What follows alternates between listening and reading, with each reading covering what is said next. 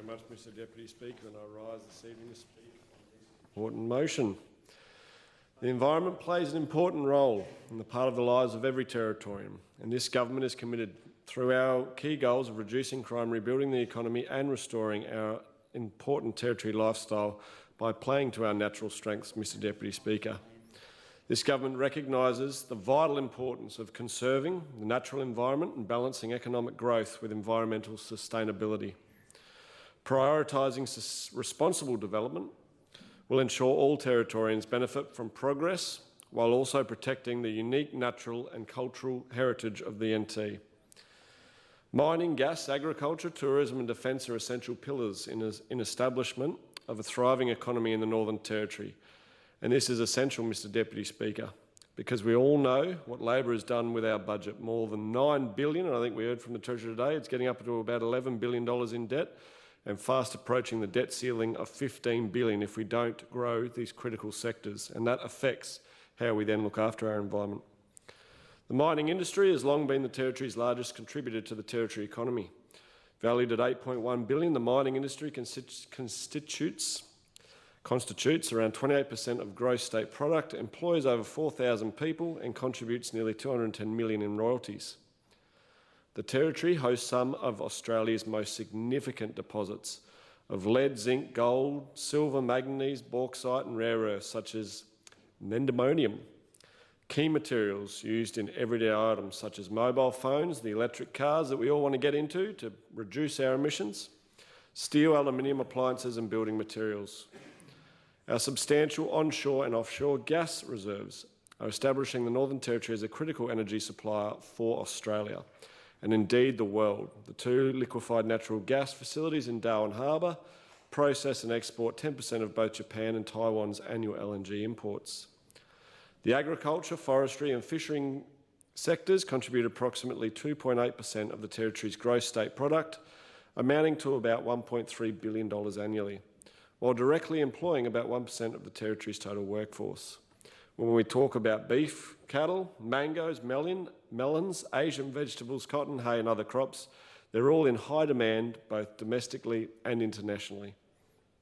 Importantly, the agricultural sector occupies a footprint of nearly half of the Northern Territory, and our pastoral industry plays a critical role in sustainably managing our vast savanna land systems. The Territory's unique lifestyle and environment attracted over 1.4 million domestic visitors and around 191,000 international tourists in 2023, generating about $1.2 billion for the Territory and supporting 7,500 jobs. They all come to view what we have here in the Territory, and that is some of the best environment you can see anywhere in the world. The defence sector employs over 5,300 people and plays a crucial role in providing opportunities for local businesses. I do want to pick up on something that was said earlier, Mr Deputy Speaker. Here in the Territory, we have only 0.5% of the Territory is cleared. This includes for agriculture, towns, roads and airports. There is significant scope to grow the economy with minimal risks to the environment and the outdoor lifestyle that we all love and enjoy, Mr Deputy Speaker. Attracting investments in diverse gas-based industries can enhance LNG exports and promote low emissions processing and manufacturing industries. The responsible use of these gas-based industries will attract further development and innovation in our transition to renewable energy technology. We've got to make those solar panels somewhere, Mr Deputy Speaker. This is about ensuring that the benefits of the use of these resources stay in the Territory. We must find ways to make sure that all Territorians are beneficiaries. We will ensure the gas industry is safe and well regulated as its presence continues to grow in the Northern Territory. The onshore petroleum industry is regulated under a range of Territory laws, ensuring it occurs safely and in line with community expectations. Key pieces of legislation include the Petroleum Act 1984, which is supported by the Petroleum Regulations 2020 and Petroleum Environment Regulations 2016. 2 ministers and 2 agencies are responsible for administering the Petroleum Act. The Minister for Lands, Planning and Environment, and Departments of Lands, Planning and Environment, is responsible for regulating matters relating to the environment, including the Petroleum Environment Regulations. The Minister for Mining and Energy is responsible for the regulation of petroleum titles, well integrity and petroleum surface infrastructure, including pipeline integrity and maintenance. There are also other regulators involved in the safe regulation of the industry, and these include the Aboriginal Areas Protection Authority. And I've met many times with the ARPA Chair, Mr Benedict, and appreciate all his insights when I do meet with him.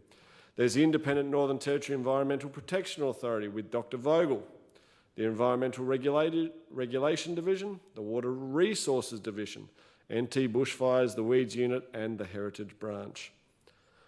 The regulations governing the onshore gas industry in the Northern Territory are designed to ensure that all petroleum activities are carried out in a manner that reduces risks to levels that are both acceptable and as low as reasonably practical.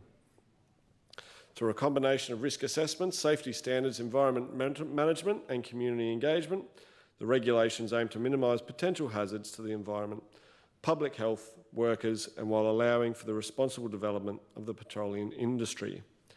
When we speak more broadly, Mr Deputy Speaker, in regards to environmental regulation, I want to be very clear here. The previous government got rid, or at least tried to move a lot of their responsibility. They were afraid to make decisions, Mr Deputy Speaker. They delayed whenever they could.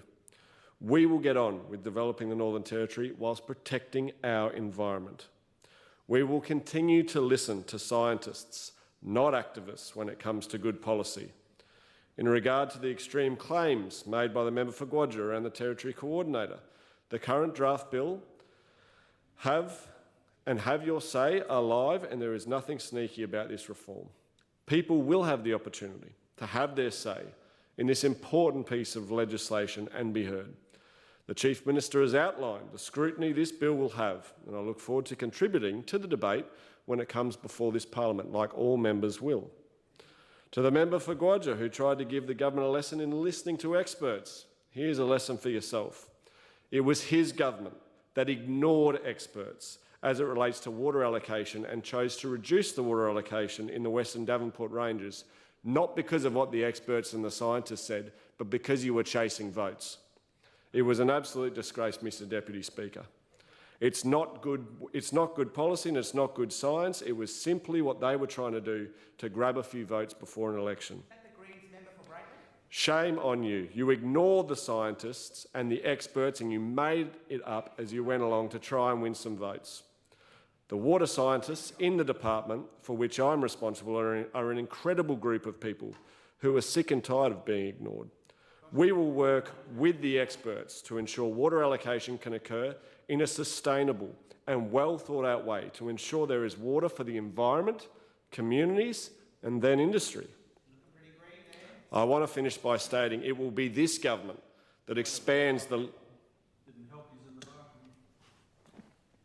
Mr Deputy Speaker, Standing Order 20. The member for Guadja continually interrupts, so I'm very keen to hear what the Minister is saying. Thank you very much. I'll just remind all members that when people are speaking, let them speak in silence from the other members. Obviously, there's been a little bit of banter on both sides. I've been a bit tolerant of that, but can we just continue now with the member for Braitling? Thank you, Mr Deputy Speaker. I want to finish by stating it will be this government that expands the Lemon Bight Marine Park, acknowledging its importance and working with the local people to ensure this occurs. The member for Namatjira, now Treasurer, has worked alongside the Mara Sea Rangers to ensure this important piece of work was progressed, and I've seen indicative maps outlining the changes to be made to ensure this area can be further protected and safeguarded for years to come. I'd like to thank you, Mr Deputy Speaker, and thank you for the member for Guadja for this opportunity to speak on this important topic today. Thank you, member for Braitling. Any further speakers?